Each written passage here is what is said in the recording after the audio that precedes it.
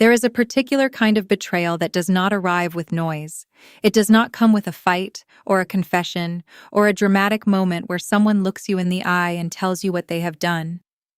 It comes quietly.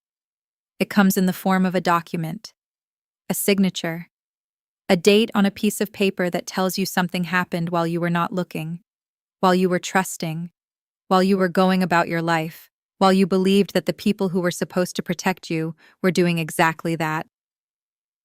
My betrayal arrived on a Tuesday morning. I was sitting at my kitchen table with a cup of coffee that had gone cold. I had been going through my grandfather's papers, a task that had fallen to me after he passed, because I was the one who lived closest, because I was the one who had been handling his affairs for the last 2 years of his life, because I was, as I had always been in my family, the responsible one, the one who showed up. I was sorting through a box of documents, deeds, certificates, old letters, the accumulated paperwork of a long life lived carefully.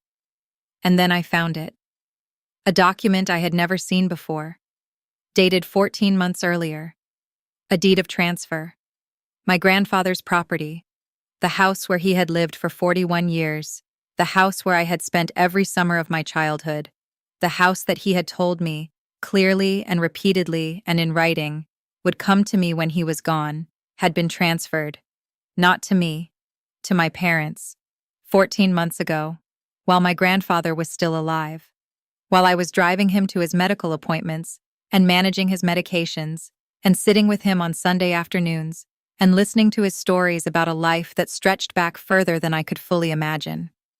While I was doing all of that, my parents had taken him to a lawyer and had him sign away the thing he had promised me. I sat at that kitchen table for a very long time. The coffee went colder. The morning light moved across the floor. Outside, the world continued with the complete indifference of a world that does not know when something important has just happened inside a small kitchen. I did not cry immediately. I have thought about this since. Why not immediately? And I think it is because the mind, when it encounters something this large, needs time to fit it into the space that exists for such things. The space for, my parents did this. My parents who I had trusted, who I had believed, who had smiled at me at my grandfather's funeral 3 months ago and said nothing, who had stood beside me at his grave and held my arm and said nothing. Nothing. For 3 months after the deed had already been signed, after the property had already been transferred, after the decision had already been made and executed and filed with the county, they had stood beside me and said nothing. My name is Laura. I am 33 years old. I am a paralegal, which is relevant because it means I know how documents work. I know what deeds mean. I know what transfer dates mean. I know the difference between a legal instrument that has been properly executed and one that has not. And I knew, sitting at that table on that Tuesday morning, that the document in my hands was the beginning of something, not the end of it. Because my grandfather had not only promised me that property verbally, he had also put it in writing. His will, the will I had helped him update 2 years before his death, the will that had been drafted by his attorney and witnessed and filed, said something different from what that deed said. My grandfather had been careful. He had been, in his quiet and methodical way, a man who understood that promises needed to be backed by paper. He had told me once when I was young, "Always get it in writing, Laura. A promise without paper is just air." He was right. And the paper he had given me, the document that mattered, the document that my parents had apparently not known about or had counted on no one finding, was sitting in a folder at the bottom of that box. I pulled it out. I read it carefully, the way I read everything. And then I sat back in my chair and I understood something very clearly. My parents had made a move, but they had not seen mine. Stay with me. This story is going to take you through some dark places before it comes out into the light. It is going to ask you to sit with the particular grief of being betrayed by the people who were supposed to love you most completely. And then it is going to show you what happens when someone who knows how documents work finds the one document that changes everything. Let me take you back to the beginning. My grandfather's name was Edmund, and he was, without qualification, the most important person of my childhood. Not because my parents were absent, they were present, physically, in the way that parents who live in the same house as their children are present. But there is a difference between physical presence and the kind of presence that actually shapes you. My grandfather shaped me. He was a quiet man. Not cold, warm, genuinely warm, with a particular gift for listening that made you feel, when you were with him, that what you were saying was the most interesting thing he had heard all day. He had worked as a civil engineer for 30 years, building things, bridges, drainage systems, the invisible infrastructure of a functioning world. He approached everything the way he approached engineering, carefully, methodically, with a deep respect for how things were actually put together, rather than how they appeared on the surface. He had bought his house in 1981, a solid 2-story house on a corner lot with a garden he tended with the same methodical care he applied to everything. He had raised my mother there, my mother and her brother, my uncle Dennis, who lives in another state and appears in this story only briefly, but importantly. When my grandmother passed 12 years ago, it was my grandfather who held the family together, quietly, without drama. He cooked, he called, he showed up at things. He was the center that the rest of us orbited. And from the time I was very young, he had a particular relationship with me that I think we both understood without ever formally naming it. He saw me, not in the vague, fond way that grandparents sometimes see grandchildren. In the specific way, he saw what I was interested in, what I was good at, what I was struggling with. He asked questions that assumed I had real thoughts and waited for the answers. He recommended books that he had read himself and then discussed them with me afterward like we were colleagues. When I decided to study law, not to become an attorney ultimately, but to go into legal support work as a paralegal, he was the one who understood immediately why. "You want to understand how things actually work," he said. "The mechanisms, not just the surface." He was right. And it was during one of our Sunday afternoon conversations, when I was about 25, that he told me about the house. "I want you to have it," he said. Simple as that. We were sitting in his garden. He had his coffee. I had my tea. "When I'm gone, this house, I want it to go to you." I told him he didn't need to think about that. He said, "I'm 81, Laura. I need to think about exactly that." A pause. "Your mother will have her feelings about it. So will Dennis. But this is my house and my decision, and I want you to know what that decision is." I asked him why me. He looked at me for a moment. Then he said, "Because you are the one who is here. And because you are the one who would take care of it the way it deserves to be taken care of. And because," he paused, "because I know what you have not been given in certain respects, and I want to give you something that is solid, that cannot be argued away." I did not fully understand that last part at the time. I would come to understand it completely. Over the following years, my grandfather made his intentions formal. He updated his will with his attorney, a woman named Helen Marsh, who had handled his affairs for 15 years. The house, along with its contents and the small savings account attached to it, was to come to me. Not to my parents, not to Uncle Dennis, to me. He told my mother about this decision. I know this because he told me he had told her. He said she had been quiet about it. He said he had told her it was not a discussion. I should have paid more attention to that quietness. My mother's quietness, I would learn, was never emptiness. It was planning. My grandfather's health began to decline seriously when he was 84. Nothing sudden, the slow diminishment that comes to people who have lived long lives, a gradual narrowing of the world. He needed more help. The garden became too much. The stairs became a project.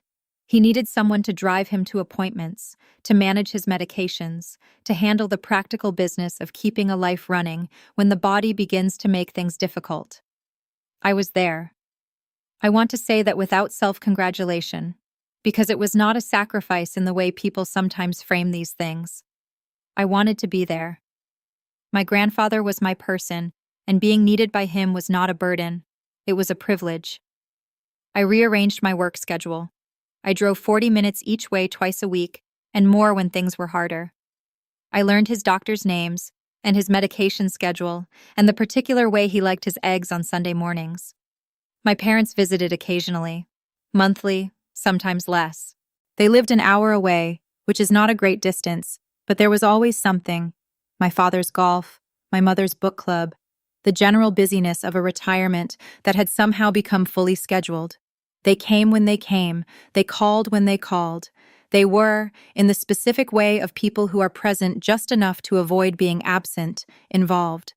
What I did not know, what I would not know for 2 years after it happened, was that during one of their visits, during a period when my grandfather was having a particularly difficult few weeks and was not, as his doctor had noted, fully himself, my parents had arranged something.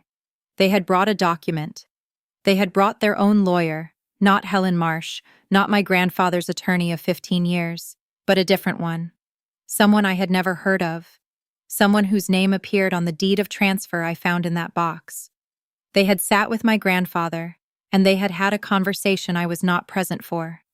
And at the end of that conversation, my grandfather had signed a document that transferred his property to them. I have thought about this moment many times. I have tried to reconstruct it, to understand what was said in that room, what my grandfather understood or did not understand about what he was signing. He was not, at that point, incapable. He still had clear days, good days, days when he was entirely himself. But he also had difficult days, foggy days, days when the line between what he was being told and what he understood was not as clear as it should have been. I do not know which kind of day it was. What I know is that he had, on a good day, with his own attorney, written a will that said one thing, and that my parents, during a visit I was not told about, had produced a document that said another. I found out about this transfer because I was thorough. I was going through his papers after his funeral, cataloging everything, the way he would have wanted, carefully, completely, leaving nothing unexamined. I had been through 3 boxes before I found the deed, and in the same box, beneath the deed, I found something else. A letter, in my grandfather's handwriting. Shaky. This was from the last year of his life, when his hands had become uncertain, but legible. Addressed to me. It said, in its careful, shaky script, "Laura, if you are reading this, I think you have found the paper your parents brought me to sign. I want you to know that I did not fully understand what I was signing on that day. Helen will know what to do. The will stands. Find Helen. She has everything." My grandfather had known. He had known, somewhere in the fog of that day, or in the clarity that came after it, that something had happened that was not right. And he had written this letter, hidden it in his papers, left it for me to find. Because he knew I would go through the papers, because he knew me. I sat with that letter for a very long time. The love in it, the shaky, careful love of a man who had spent his whole life building things and wanted to make sure that what he had built for me would reach me, was almost more than I could hold. Then I put the letter down, and I picked up my phone, and I called Helen Marsh. Helen Marsh answered on the second ring. She was in her office. It was a Tuesday afternoon, and the world outside my window was completely ordinary, and inside my chest something was moving that I could not name precisely. Not anger yet, not grief exactly. Something that was both and neither. I told her I had found the deed. Silence on the line. Then, "Laura, I've been expecting this call. Not this soon, but I've been expecting it." She had known. She told me what she knew. My grandfather had called her, approximately 3 weeks after the signing, on one of his clear days. He had been distressed. He had described what had happened, the visit, the document, the signature. He had been uncertain about what he had agreed to. He had asked her what it meant. She had explained it to him clearly, and then she had asked him what he wanted to do. He had said, "I want the will to stand. Whatever that paper says, I want the will to stand. My house goes to Laura. That is what I want." Helen had documented that conversation. She had noted it in his file. She had, at his request, prepared an additional document, a letter of intent, signed and witnessed and notarized. restating his wishes clearly and explicitly, referencing the deed of transfer and making clear that it did not reflect his intentions for the property. My grandfather had signed that document on a clear Wednesday afternoon with Helen present and 2 witnesses. He had done this 3 weeks after my parents' visit, 3 weeks before his condition began to decline more significantly. He had known what had happened, and he had fixed it. Or he had tried. Helen explained the legal situation to me carefully. The deed of transfer, she said, had issues. The circumstances under which it was signed, my grandfather's condition at the time, the absence of his regular attorney, the nature of the document itself, created significant grounds for challenge. Combined with his documented letter of intent and the existing will, we had, in her professional opinion, a strong case. What does strong mean? I asked. It means that if your parents attempt to claim the property based on that deed, they will face a legal challenge that I believe they will lose, she said. It will not be immediate. It will not be without cost. But the evidence supports your grandfather's stated wishes. I asked her if my parents knew about the letter of intent. They have not been informed by me, she said. Whether they were aware that your grandfather contacted me after their visit, I cannot say. I thought about my parents. About the 3 months they had stood beside me at the funeral and said nothing. About the quietness my mother had shown when my grandfather told her about his plans for the house. About the visit they had arranged without telling me, the lawyer they had brought, the document they had had him sign. And I thought about my grandfather, on a clear Wednesday afternoon, going to Helen's office with his shaky hands and his careful mind, and making sure that what he wanted was documented. Making sure I would have what I needed.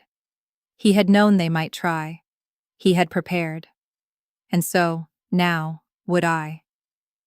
I asked Helen to prepare everything. Every document.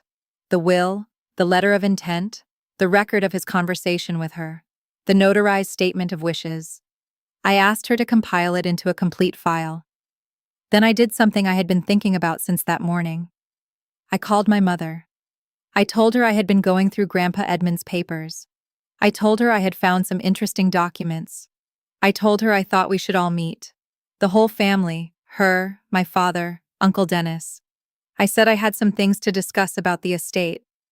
My mother's voice, on the phone, was careful, controlled. The voice she used when she was assessing a situation. She said that sounded fine. She said they could come Saturday. She did not ask what documents I had found. That told me everything. I had 4 days. 4 days between the phone call with my mother and the Saturday meeting. 4 days to prepare something that I wanted to be airtight. Because I am a paralegal. Because I know how documents work. Because my grandfather had given me the tools and I intended to use them well. I spent the first day with Helen. We went through everything together. The will, clear, properly executed, legally sound. The letter of intent, signed, witnessed, notarized, referencing the deed of transfer explicitly and rejecting it as contrary to my grandfather's wishes. Helen's documentation of her conversation with my grandfather. Medical records from that period showing his condition and its fluctuations. Helen also told me something else that I had not known. She had been in contact quietly with Uncle Dennis. Uncle Dennis, my mother's brother, who lived in another state, who I had always known as a distant but fundamentally decent man, had apparently had his own concerns. He had noticed things during his last visit to my grandfather. He had asked questions. He had not been told about the deed of transfer by my parents either. When Helen had contacted him after my grandfather's call to her, he had been angry. Not the explosive kind of anger, the quiet, settled kind that is actually harder to move than noise. He had said he supported whatever his father had wanted. He had said he was available to provide a statement to that effect. I called Uncle Dennis myself. He answered on the first ring. He said, "Laura, I wondered when you would call." He told me what he knew. He told me he had spoken to my grandfather, during his last visit, about the deed. My grandfather had been distressed. He had said something had happened that he was not sure about. Uncle Dennis had not understood the full picture at the time, but he had known something was wrong. He said, "Your parents did not ask me. They did not inform me. They went there without telling anyone, and they got him to sign something, and I think they knew very well that neither I nor your grandfather would have agreed to it if things had been done properly. He said he was willing to say all of this in writing, in a formal statement, under oath if necessary. I spent the second day preparing the file. I am good at this. It is what I do. Organizing documents, building a case, making sure that when something needs to be presented, it is presented clearly and completely, and in an order that tells the story without leaving gaps. I organized everything chronologically: the will, Helen's notes, the letter of intent, the medical records, Uncle Dennis's statement, my own documentation of my grandfather's care, the appointment records, the medication logs, the driving schedule I had kept, because I am the kind of person who keeps records of things. By Thursday evening, I had a file that told a story. A complete, documented, legally supported story about what my grandfather had wanted and what had been done to circumvent it and why that circumvention would not stand. I also spent time, in the evenings of those 4 days, doing something that was not legal preparation. I let myself feel it. I had been moving fast since Tuesday morning. The finding, the letter, the call to Helen, the call to my mother, the calls and the documents and the preparation. I had been doing what I do when things need to be handled. I had been handling them. But at night, in the quiet of my apartment, I let the other thing happen. The grief. Not only for my grandfather, although that grief was real and deep and still fresh, but for what I had discovered about my parents, for the specific betrayal of it. Not just that they had done it, but how.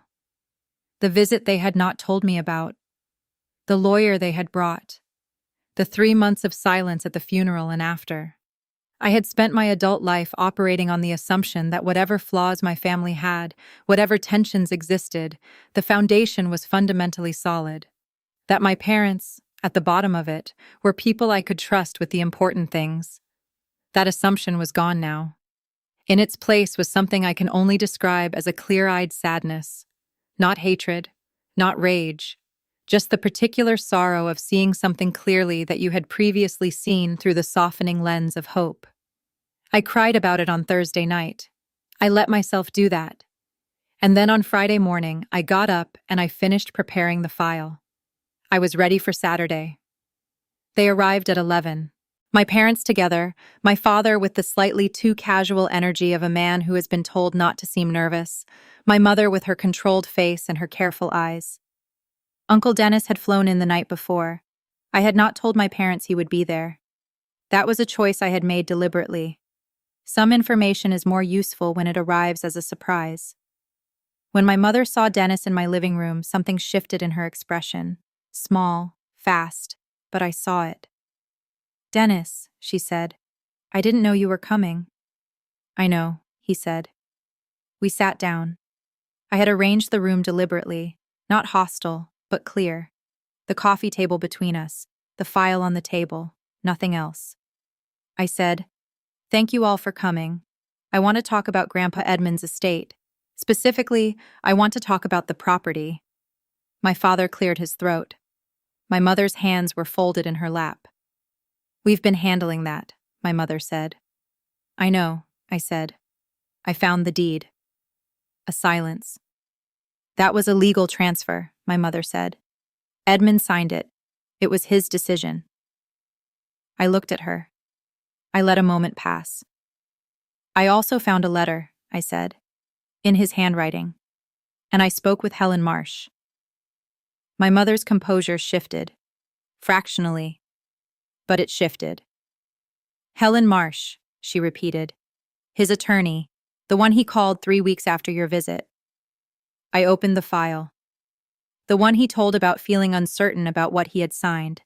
The one he asked to prepare a letter of intent restating his wishes. I put the letter of intent on the table. My mother looked at it. She did not pick it up. I put the will beside it. Then Helen's notes. Then Uncle Dennis's statement. Then the medical records. Then my care logs. One document at a time. Carefully. The way you build a case.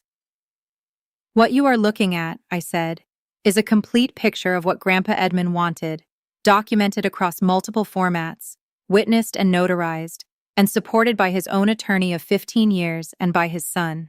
I nodded toward Dennis.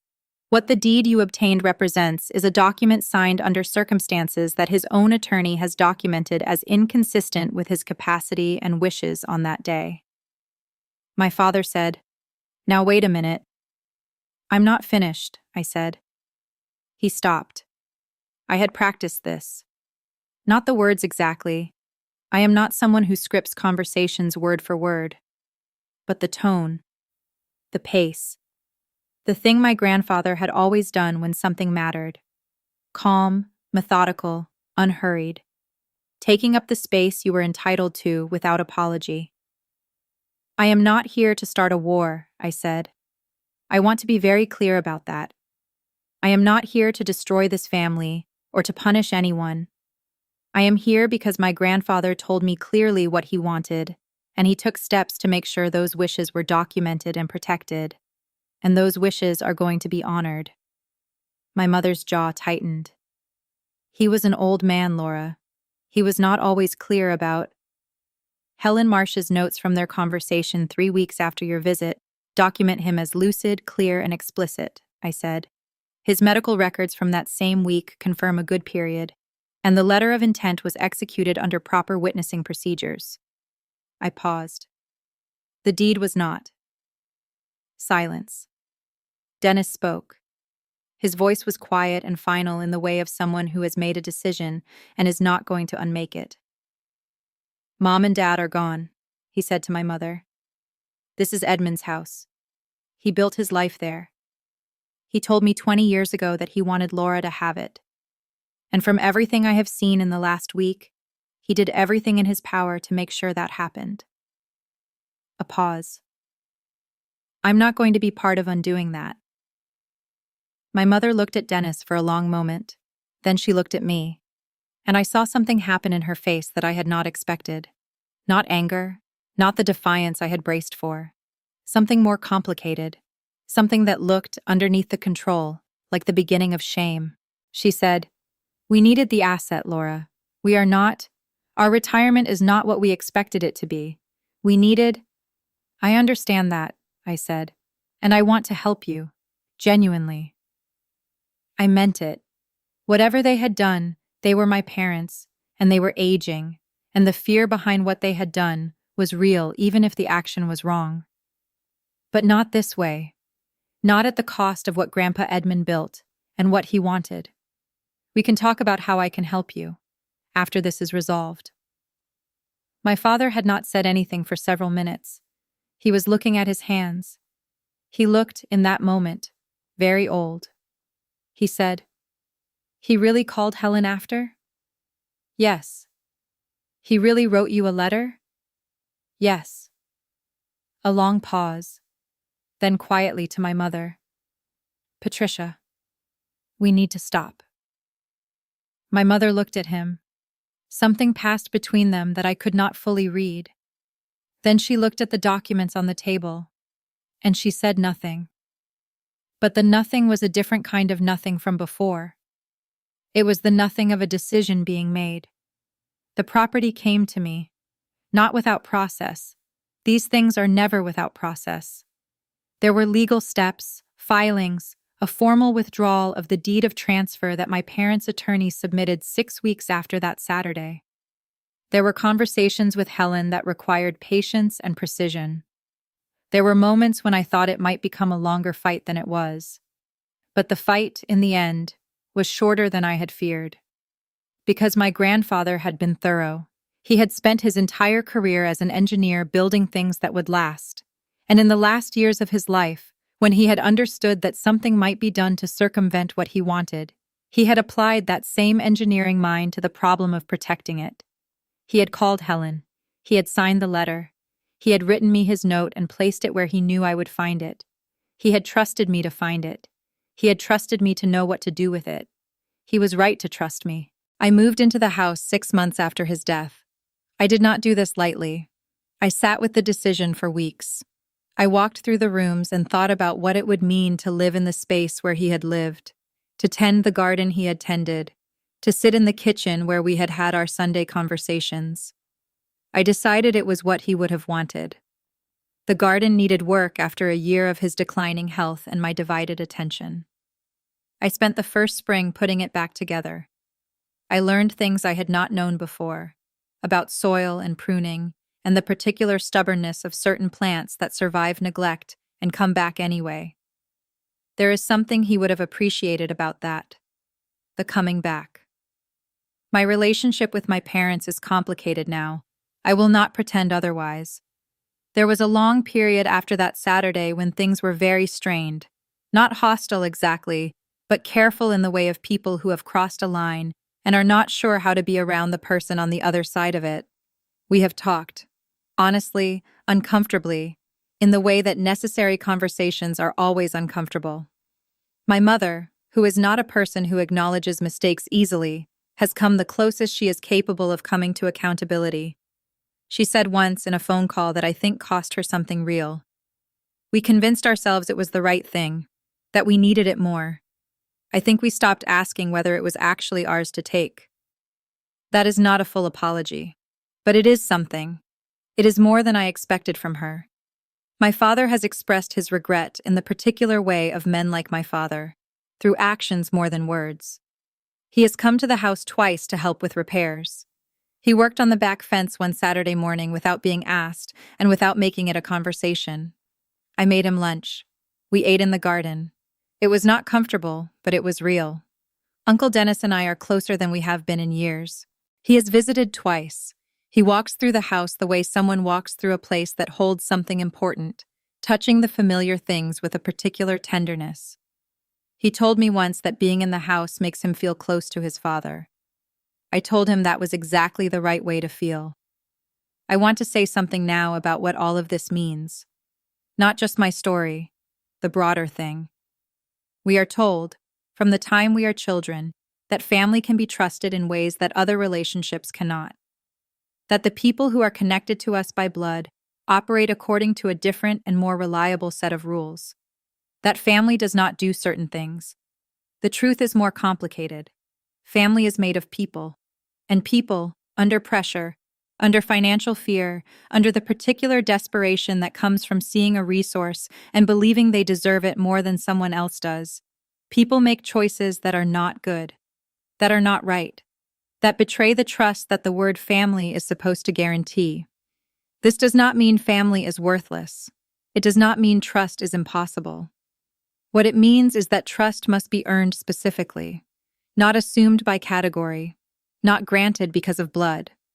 Earned, through consistency, through honesty, through the accumulation of choices that demonstrate that when it really matters, a person will do the right thing, even when the wrong thing is easier.